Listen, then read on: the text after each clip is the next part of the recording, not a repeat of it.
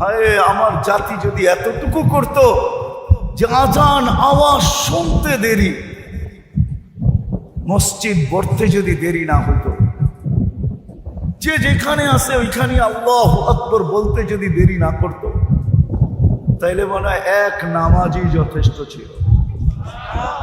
হাদিসও তো বলে ইদা সালুহা সালুহা সাইরুল আমাল, নামাজ ওকে তো জীবন ওকে। শুধু নামাজই পড়তো। আমি তো বলি নতুন কথা কোত্থেকে আনবো? আমার উম্মত যদি 4 মাস গুনাহ না করতো, 4 মাস, 8 মাসের গুনাহ কোনো ক্ষতি হতো না যদি 4 মাস গুনাহ না করতো। আরবাতুম মিনহা হুরুম, 4 মাস। কুরআন বলে ফালা তুযালিমু ফীহিন্না আনফুসাকুম, এই 4 মাসে তোমরা তোমাদের উপরে জুলুম করো না, গুনাহ করো না। রজব, জিলকাদা, জিলহজ্জা, মুহররম, এই 4 মাস যদি আমার জাতি গুনাহ না করতো, আমার জাতি যদি 1 মাস কমর কাইসা বন্দেগি করতো, ইবাদত করতো, রমজান শুধু 11 মাস যদি নাও করতো, 365 রাতের ভিতরে যদি আমার জাতি 364 রাত্র যেমন খুশি তেমন কাটায় দিত, শুধু 5টা রাত্রের ভিতরে দৌড়ায় যদি লাইলাতুল কদরকে ধরে নিত, 5 বেজর রাত্রে, রমজানের শেষ 5 বেজর রাত্রে, 21, 23, 25, 27, 29 লাইলাতুল কদরকে যদি পায়া নিত, তাইলে 83 বছরের জিন্দেগি পাওনা হয়ে যেত। কমসে কম এই সুযোগগুলো যদি কাজে লাগাইতো, ওয়ালায়ালিন আশ, জিলহজের পুরা মাস গুনাহ করুক আর না করুক, 13 দিন যদি গুনাহ না করতো, ওয়ালায়ালিন আশ, 10 রাত্র জিলহজের, আইয়ামে তাশরিকের 3 দিন 3 রাত, জিলহজের 3 দিন 3 রাত, এই 13 দিন প্রত্যেক দিনের ইবাদত 1 বছরের ইবাদতের সমান ছিল। প্রত্যেক রাত্র লাইলাতুল কদরের সমান ছিল।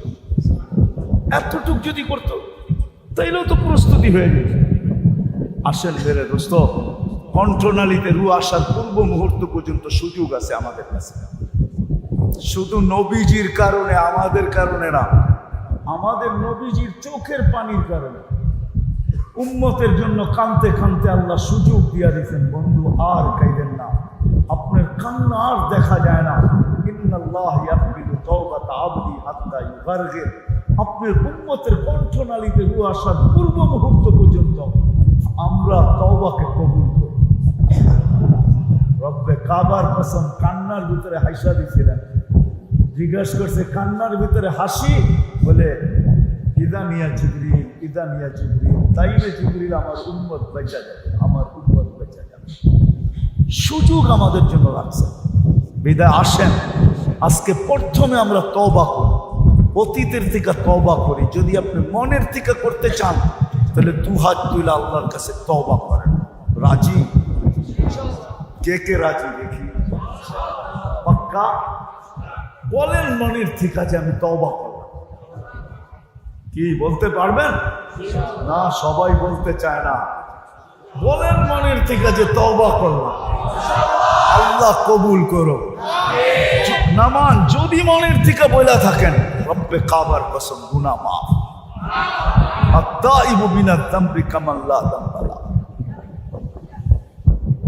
আজকের থেকে প্রতিজ্ঞা করি, কিছু না করতে পারি একটা করি, কমসে কম একটা, যে আজকের থেকে কোনো অবস্থায় নামাজ ছাড়ব।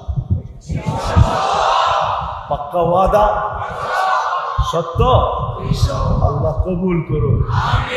সর্বশেষ একটা কথা না বললেই নয়, কেন আমি আসছি সেই মাগরিবের আগে, এতক্ষণ পর্যন্ত আমি বসাই ছিলাম, সবাই ওয়াজ শুনতেছিলাম, তারপরও আমার ওয়াজের প্রয়োজন ছিল না, কেননা যতটুকু শোনানো হয়েছে এতটুকুই যথেষ্ট ছিল।